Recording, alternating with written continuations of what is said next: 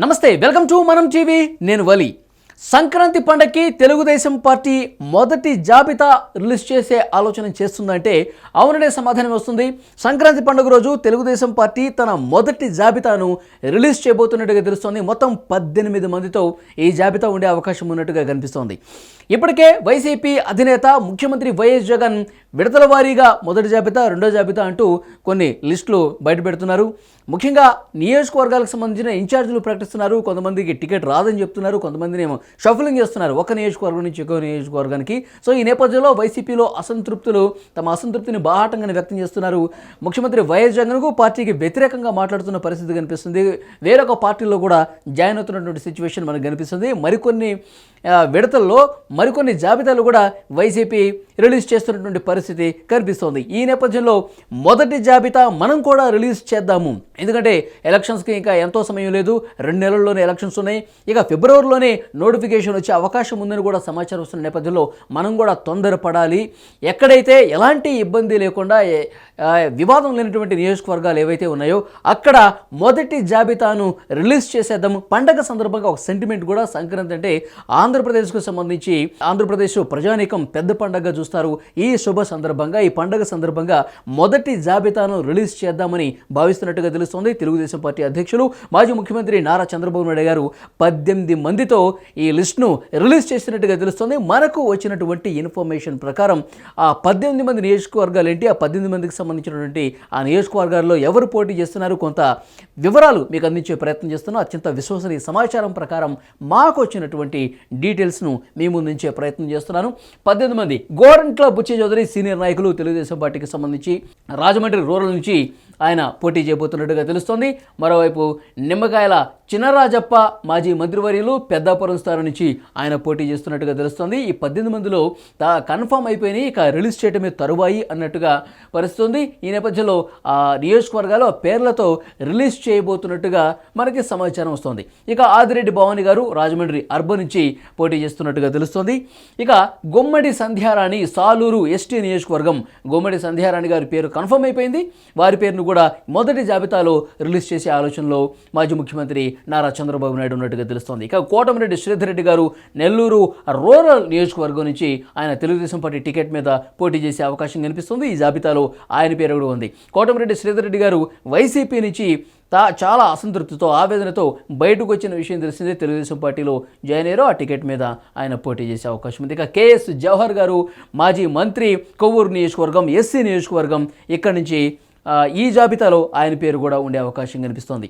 ఇక వంగలపూడి అనిత పాయకరావుపేట ఎస్సీ నియోజకవర్గం, తెలుగుదేశం పార్టీకి సంబంధించి మహిళలు ఎవరైనా గట్టిగా మాట్లాడే వాళ్ళు ఉన్నారా, అధికార పార్టీకి సంబంధించిన అరాచకాలకు సంబంధించి గట్టిగా ప్రశ్నించే వాళ్ళు ఎవరైనా ఉన్నారంటే మొదటి పేరు వంగలపూడి అనిత గారు వినిపిస్తుంది, ఆమె పేరు.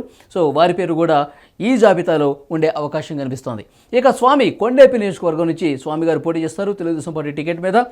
వారు కూడా మొదటి జాబితాలో ఉండే అవకాశం కనిపిస్తుంది. ఇక దొన్నుదొర ఎస్టీ నియోజకవర్గం, అరకు నియోజకవర్గానికి సంబంధించి దొన్నుదొర పేరు చాలా బలంగా వినిపిస్తుంది. నారా చంద్రబాబు నాయుడు గారు మొదటి జాబితా రిలీజ్ చేసే దాంట్లో వారి పేరు కూడా, వారి నియోజకవర్గం కూడా ఉన్నట్టుగా కనిపిస్తోంది. ఇక పయ్యావుల కేశవ్ ఉరవకొండ, తెలుగుదేశం పార్టీ సీనియర్ నాయకులు, ఉరవకొండ నియోజకవర్గం పయ్యావుల కేశవ్ కూడా మొదటి జాబితాలో ఉండే అవకాశం కనిపిస్తోంది. ఇక నారా చంద్రబాబు నాయుడు గారు ఆబ్వియస్లీ ఆయన పార్టీ అధ్యక్షులు, కుప్పం నియోజకవర్గం నుంచి పోటీ చేస్తారు ఆబ్వియస్లీ. అయితే కుప్పం నియోజకవర్గం ఎలాగైనా కైవసం చేసుకోవాలి, వై నాట్ 175 అని అధికార పార్టీ చెప్తుంది. కుప్పంని ఈసారి ఎట్టి పరిస్థితుల్లో కైవసం చేసుకుంటాం, చంద్రబాబు గారిని ఓడిస్తామని కంకణం కట్టుకుని వైసీపీ అక్కడ పనిచేస్తుంది. కానీ ఆ పప్పులేమి ఉడకవు అంటూ తెలుగుదేశం పార్టీ నాయకులు ప్రతిగా స్పందిస్తున్నటువంటి పరిస్థితి కూడా చూస్తున్నాం. ప్రభుత్వం మీద తీవ్ర వ్యతిరేకత ఉంది.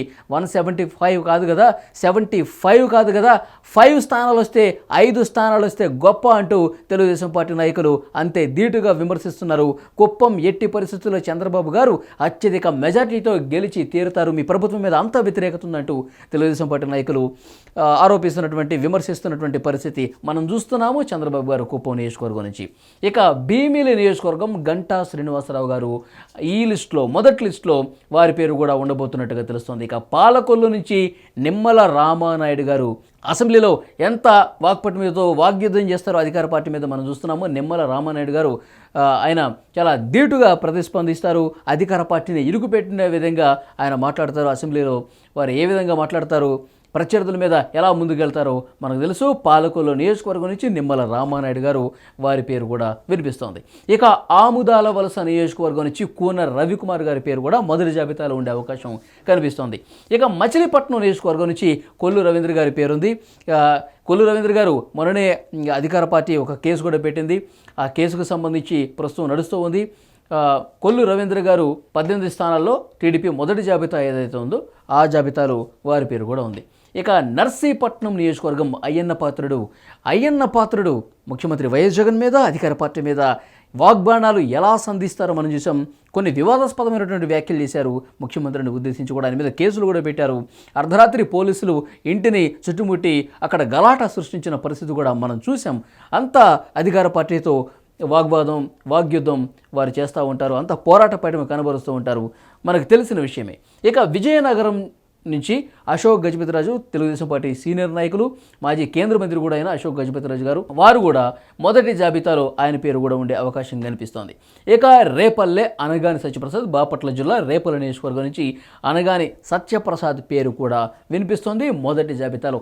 ఈ 18 మందితో దాదాపు మోస్ట్లీ ఇవి ఉండొచ్చు, ఒకటి ఏరైనా మారచ్చు. ఒకవేళ 18 స్థానాలతో రిలీజ్ చేస్తే గనక తెలుగుదేశం పార్టీ అధ్యక్షులు నారా చంద్రబాబు నాయుడు గారు సంక్రాంతిని దృష్టిలో పెట్టుకుని, పెద్ద పండుగను దృష్టిలో పెట్టుకుని, ఎందుకంటే అధికార పార్టీ వరుసగా రిలీజ్ చేస్తుంది కాబట్టి ఎక్కడైతే వివాదం లేదో, ఎక్కడైతే జనసేన పార్టీతో పెద్దగా అక్కడ వాళ్ళు సీట్లు అడగటం కానీ ఇవ్వాల్సి వస్తుందని అనుకోవటం కానీ ఇట్లా వివాదం లేని ఎక్కువ డిస్కషన్స్ లేనటువంటి నియోజకవర్గాల్ని ముందుగా ప్రకటించుకుందాం అన్న ఆలోచన తెలుగుదేశం పార్టీ అధ్యక్షులు నారా చంద్రబాబు నాయుడు గారు చేస్తున్నట్టుగా తెలుస్తుంది.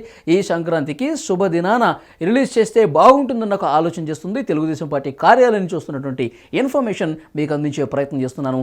ఈ 18 స్థానాలతో మొదటి జాబితా రిలీజ్ అయ్యే అవకాశం ఉంది. దాదాపు ఈ పేర్లు కన్ఫర్మ్ అయిపోయాయి. ఇంకా మనకి వస్తున్నటువంటి సమాచారం ప్రకారం ఈ 18 స్థానాలు ఉండబోతున్నట్టుగా తెలుస్తోంది.